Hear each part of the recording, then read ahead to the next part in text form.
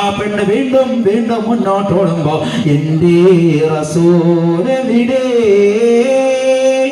ലോകത്തിൻ വിത്തെവിടെ,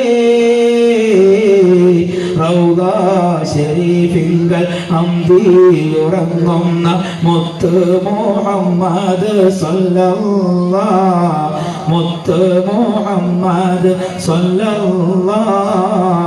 ഈ വൈകിവേളയിലും ഇത് കാർന്നോർത്തുകൊണ്ടിരിക്കുന്ന എന്റെ പ്രിയപ്പെട്ട മുഅ്മിനോട്, മുഅ്മിനാത്തിനോട്, എന്റെ പ്രിയപ്പെട്ട സഹോദരനോട്, സഹോദരിമാരോട് ഞാനൊന്ന് പറയട്ടെ. വീണ്ടും ആ പെണ്ണുകൊതിന്റെ രണാങ്കണത്തിലേക്ക് പോകുമ്പോ അതാ മറ്റൊരു സഹാബി കടന്നു വന്നുകൊണ്ട് പറയുകയാണ്, പൊന്നു മോളെ, നീ നിന്റെ മുലപ്പാല് കൊടുത്ത് വളർത്തിയ നിന്റെ പൊന്നുമോനുണ്ടല്ലോ, നീ ആട്ടിപ്പോറ്റി വളർത്തിയ നിന്റെ പൊന്നുമോനുണ്ടല്ലോ, നിന്റെ തലയിൽ വെച്ചാൽ പേനരിക്കും, തറയിൽ വെച്ചാൽ ഉറുമ്പരിക്കുമെന്നുള്ള വേദനയിൽ നീ വളർത്തിയ നിന്റെ പൊന്നുമോനുണ്ടല്ലോ, ഉഹുദിന്റെ രണാങ്കണത്തിൽ അവന്റെ കബന്ധം തെറിച്ചുകൊണ്ടതാ വീണ് കിടക്കുന്നെന്ന് പറയുമ്പോ ആ പെണ്ണിന്റെ കണ്ണിൽ നിന്നും ഒരൽപ്പം പോലും കണ്ണുനീർ വരുന്നില്ല, ഒരൽപ്പം പോലും കണ്ണുനീർ വരുന്നില്ല. ആ പെണ്ണ് ചോദിക്കുന്നു, എന്റെ മകൻ പോയത് എനിക്ക് പ്രശ്നമല്ല, എന്റെ പിതാവ് പോയത് എനിക്ക് പ്രശ്നമല്ല, എന്റെ ഭർത്താവ് പോയത് എനിക്ക് പ്രശ്നമല്ല, എന്റെ ഹബീബ് എവിടെ, എന്റെ റസൂൽ എവിടെ, അള്ളാഹുവിന്റെ പ്രവാചകൻ എവിടെ, അള്ളാഹുവിന്റെ ഹബീബ് എവിടെ, മദീനയുടെ മണിമാരൻ എവിടെയാണ്, എന്റെ റസൂൽ മരിച്ചുപോയി എന്നുള്ള വാർത്ത കേൾക്കണ്ട, എനിക്ക് എന്റെ ഹബീബിനെ കാണാതെ എനിക്ക് ഉറങ്ങാൻ സാധിക്കില്ല എന്ന് പറഞ്ഞുകൊണ്ട് ഉഹുദിന്റെ രണാങ്കണത്തിൽ വട്ടമിട്ട് നടക്കുന്ന ആ സഹോദരിയുടെ ജീവിതം. എന്റെ പൊന്നു സഹോദരിമാരെ, നിങ്ങളുടെ ജീവിതത്തിലേക്ക് നോക്കൂ.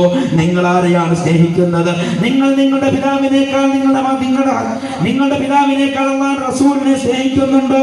നിങ്ങളുടെ ഭർത്താവിനേക്കാൾ അല്ലാഹു റസൂലിനെ സ്നേഹിക്കുന്നുണ്ടോ? നിങ്ങളുടെ പൊന്നു മക്കളെക്കാൾ അല്ലാഹു റസൂലിനെ സ്നേഹിക്കുന്നുണ്ടോ? പ്രിയമുള്ള സഹോദരന്മാരെ, നിങ്ങളും നാം ഓരോരുത്തരും ചിന്തിക്കണം. ആരാണെന്നറിയുമോ?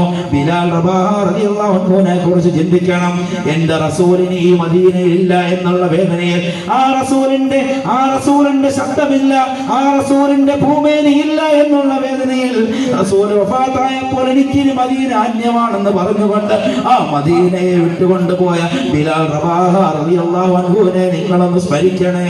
എന്റെ മുത്തുനബി മരിച്ചെന്ന് ആരെങ്കിലും പറഞ്ഞാൽ അവന്റെ ശിരസ് ഞാൻ കൊയ്യുമെന്ന് പറഞ്ഞ അല്ലാഹു റസൂലിനെ കൊല്ലുവാൻ വേണ്ടി 100 ഒട്ടകം കിട്ടുമെന്നുള്ള മോഹത്താൽ അല്ലാഹു റസൂലിനെ കൊല്ലുവാൻ ഒരു പിടിച്ച വാളുമായിട്ട് കടന്നു വന്ന ഉമർ എന്ന് പറയുന്ന മനുഷ്യനെ നിങ്ങളൊന്ന് സങ്കല്പിച്ചു നോക്കൂ. ആ ഉമറല്ലേ അവസാന നാളായപ്പോ അല്ലാഹുവിന്റെ റസൂൽ വഫാത്തായ എന്നുള്ള വാർത്ത ഏതെങ്കിലും ഒരുത്തൻ പറഞ്ഞാൽ അവന്റെ ശിരസ് ഞാൻ അറക്കുമെന്ന് പ്രഖ്യാപിച്ച ഉമറിനെ നിങ്ങളെ ഓർത്ത് നോക്കണം. ചെറുപ്പക്കാരാ